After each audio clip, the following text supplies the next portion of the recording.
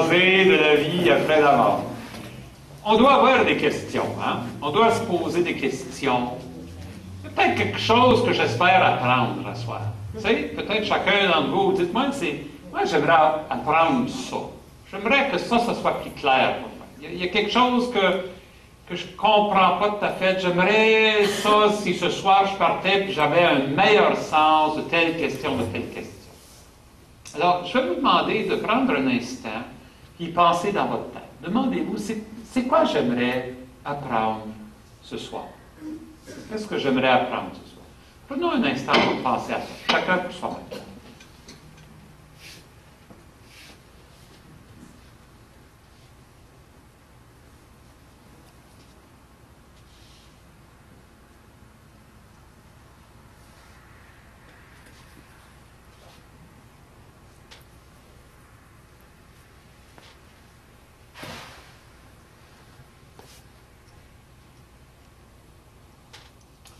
Si vous voulez vous joindre à moi, on va présenter toutes ces questions-là au Seigneur dans un petit moment de prière. On commence en traçant sur notre corps le signe de notre salut, en invoquant Dieu au nom du Père, et du Fils, et du Saint-Esprit. Amen. Dieu notre Père, nous sommes devant toi ce soir avec tellement de questions.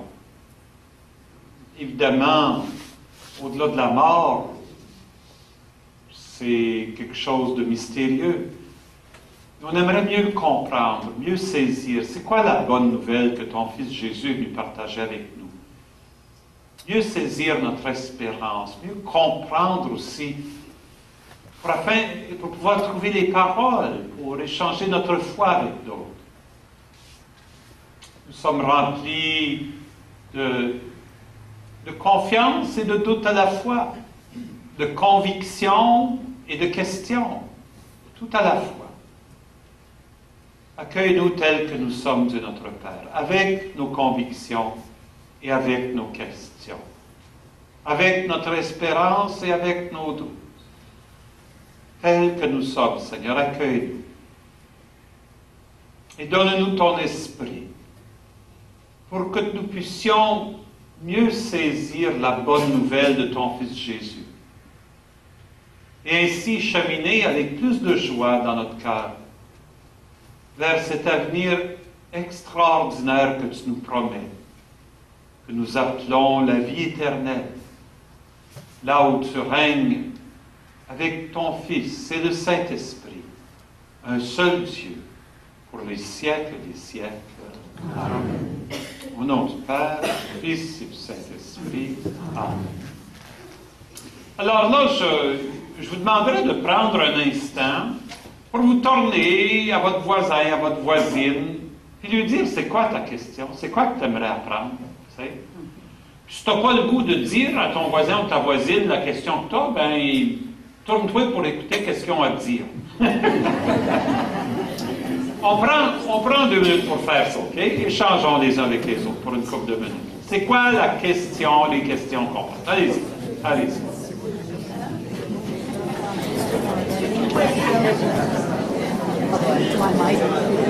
Well, yeah, right. No, I'd like to get some ideas. I'm just sort of, he's going to have to stay back more still because I already did it for years, so I think I would probably stand up. Yeah, what that is.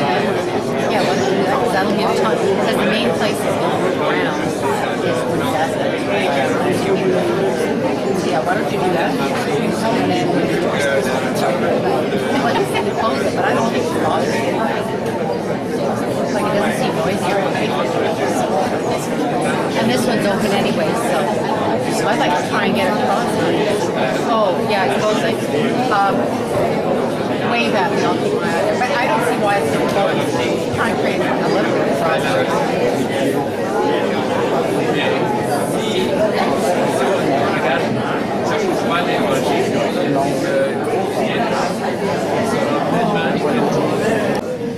Puis j'aimerais ça, si on pouvait un peu faire surgir pour le groupe, quelles sont quelques-unes des questions, des choses que vous aimeriez apprendre, tu sais, que ça serait le fun de partir, puis vous dites, ah ben là je comprends mieux telle chose ou telle chose.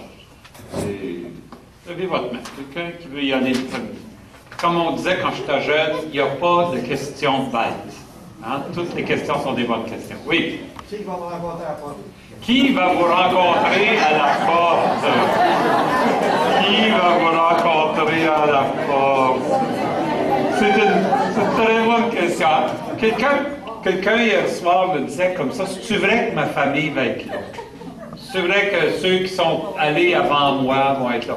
Puis même elle se posait la question, elle, ceux que je laisse derrière, qu'est-ce qui arrive à eux autres? Vous savez, ceux que je laisse derrière. Qui va me rendre? Ça, c'est bien, c'est une bonne question, ça. Puis, quelqu'un, oui? Moi, j'aimerais savoir, pour les âmes du purgatoire, on dit souvent, on les prie pour qu'ils nous aident. J'essaie de réfléchir sur le cas. S'ils sont au purgatoire, c'est parce qu'il faut qu'ils souffrent quelque chose pour l'expier. Quand tu souffres, tu t'occupes pas vraiment des autres. Ah, OK. Avez-vous compris ça? On dit parfois qu'il faut prier, et c'est bon de prier les âmes du purgatoire pour qu'ils prient pour nous autres, mais comme ils sont en train de souffrir pour expier les fautes qu'ils ont faites, bien, leur souffrance doit les empêcher de penser beaucoup à nous. Mais peut-être, moi, j'aurais une autre question.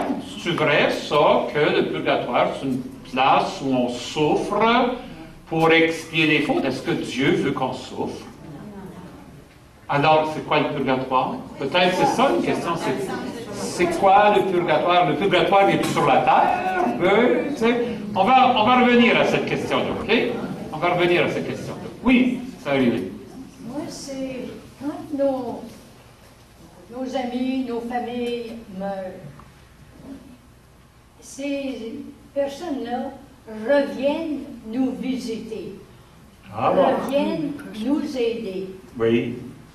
viennent nous donner des inspirations Oui. qu'on n'a pas. Ils ont encore une connexion avec nous autres. Est-ce qu'il reste une connexion entre nous et les morts? Puis si oui, quelle sorte de connexion est-ce que c'est? On va réfléchir à ça. C'est quoi notre connexion avec les morts? Quel est notre lien avec les morts qui nous ont précédés? Ma première question, vous avez parlé, est-ce que le purgatoire existe vraiment? Parce que je pense que les évangiles, les Saintes Écritures n'en parlent pas. Puis l'autre question, c'est qu'est-ce que c'est que l'Église croit présentement au sujet des limbes puis des bébés qui ne sont pas baptisés? Alors, sur la question du purgatoire, est-ce que les Écritures parlent du purgatoire? Les évangéliques, les membres des évangéliques, des églises évangéliques, des églises pentecôtistes, souvent vont dire non. Donc, comme ce n'est pas dans la Bible, c'est une invention pieuse qu'il ne faut pas croire. Puis les limbes. C'est quoi les limbes? Ça existe-tu vraiment, les limbes? D'où ça vient, ça? Qu'est-ce qui arrive aux enfants qui meurent sans être baptisés? Qu'est-ce qui arrive aux bonnes personnes qui meurent sans être baptisées? Et les bons bouddhistes, les bons musulmans, les bons hindous, les bons juifs, qu'est-ce qui arrive à ces bonnes personnes? Ou les bons non-croyants du tout. Il y a des athées qui sont de très bonnes personnes. Ces personnes-là, qu'est-ce qui arrive? C'est une question. OK, on va revenir à cette question-là. C'est une bonne question. Oui. Oui. Dans la même veine, ça va? Qu'est-ce qui arrive aux enfants avortés? Pardon. Qu'est-ce qui arrive aux enfants avortés? Est-ce qu'ils sont différents des enfants qui viennent au monde, et qui meurent 2 jours après sans avoir été baptisés? C'est une question. Oui. Est-ce que, une fois qu'on rentre au ciel, y a-t-il des catégories d'amour avec Dieu? Y a-t-il des degrés avec Dieu une fois qu'on est au ciel? Y a-t-il des degrés de sainteté? Il y en a-t-il qui sont plus proches? Ouais. Non, c'est correct, c'est juste. Non, c'est bon. Oui, mais c'est une bonne question parce que, je vais vous dire, moi, je me souviens d'une femme qui était paroissienne quand j'étais jeune prêtre. Non, inquiétez-vous pas de moi, là, je suis correct. Je vous remercie de votre inquiétude, mais je suis correct. C'est juste un petit malaise en passant. Je me souviens quand j'étais jeune curé à Haileybury, dans le nord de l'Ontario, et avant que j'arrive là, il y avait 2 prêtres qui vivaient là, le curé puis un vicaire. Et quand je suis arrivé, c'était et le curé et le vicaire qui partaient alors, ça tombait de 2 à 1. Et en même temps, l'évêque me demandait d'être coordonnateur de la pastorale du diocèse, donc de travailler à son bureau 3 jours par semaine. Le bureau est à Timmins, à 250 km de... Alors, je ne pouvais pas. Donc, ce que je faisais, c'est que j'étais 4 jours par semaine à la paroisse, 3 jours par semaine à Timmins, puis je voyageais entre les deux. Bien là, les gens qui étaient habitués à avoir 2 messes par jour, là, ils étaient rendus à 1 messe par jour, des fois. Puis je me souviens, il y avait une dame qui était venue me voir. Elle était vraiment attristée. Elle m'a dit, là, j'aime pas ça du tout parce que vous êtes en train de m'empêcher d'avoir une belle place au ciel. J'ai dit, comment ça? Elle dit, bien, le plus souvent que je vais à la messe, le plus que je vais avoir une belle place au ciel. Donc, si je n'ai pas la messe à tous les jours, ma place va être moins belle. Moi, ça m'a fait poser question. Hein? J'ai dit, c'est-tu vraiment comme ça? Le bon Dieu, tu es en train de compter les messes, puis les chapelets, puis nous récompenser en fonction du nombre de prières qu'on dit, qu'on fait? Je ne suis pas certain. Vous savez, dans la jeune Église, pendant les 5-6 premiers siècles, il n'y avait pas la messe quotidienne, il y avait juste la messe du dimanche. Parmi les plus grands saints, Saint-Augustin, il n'allait pas à la messe à tous les jours. Vous savez? Y a-t-il une place moins belle parce qu'il est allé à la messe moins souvent? Est-ce que le bon Dieu, il fait de la comptabilité? Moi, j'ai répondu, elle n'a pas trouvé ça drôle. J'ai répondu, madame, il ne faut pas vous en fassiez. Au ciel, il n'y a pas de rangée. On est assis dans un grand cercle. D'abord, on est tous également proches de Dieu. Elle dit, ça, c'est pas vrai. Il y a des places qui sont meilleures. Elle avait été tellement formée dans sa pensée-là qu'elle ne pouvait pas accepter autrement. Je pense qu'il y avait aussi pour elle là-dedans. Ça, c'est... Je pense à ça, ça me rend triste un petit peu. Mais je pense qu'il y avait là-dedans l'idée que si Dieu nous aime tous également, pourquoi faire tous ces efforts-là? Puis moi, je vais à la messe à tous les jours, puis l'autre, il reste paresseux chez lui, à dormir, puis il va avoir une aussi bonne place que moi. C'est pas fair. Ça vient de notre enfance. Moi, maman, j'ai fait la vaisselle tous les jours cette semaine, puis elle n'a pas fait la vaisselle du tout, puis on a le même dessert.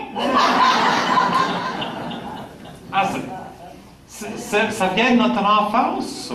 Ça vient de notre enfance. Alors c'est comme on projette sur Dieu nos expériences d'enfance, nos incertitudes d'enfance, on projette ça sur le ciel. Le bon Dieu, il a dessus des enfants préférés. Tu sais? Quand tu demandes à une mère ou un père, as-tu des enfants préférés? Qu'est-ce qu'un père ou une mère répond? Je les aime tous, mais je les aime chacun différemment, parce que chacun est différent. Chacun a besoin d'un amour différent. Moi, je pense que c'est un petit peu ça avec le bon Dieu. Il nous aime tous, mais d'une façon unique. Tous égales, mais tous d'une façon... Moi, c'est comme ça, j'aime ça. Anyway, je vais y revenir. C'est une bonne question. Ouais. Une dernière. Au sujet du jugement de Dieu, oui. Est-ce que c'est Dieu qui va nous juger ou c'est nous-mêmes qui allons nous juger lorsque nous allons arriver... Est-ce que c'est Dieu qui va nous juger ou nous-mêmes? Une question qui en arrière de ça, j'irai plus loin. Qu'est-ce qu'on veut dire quand on dit Dieu juge? Qu'est-ce qu'on entend par cette expression-là, Dieu juge? Hein?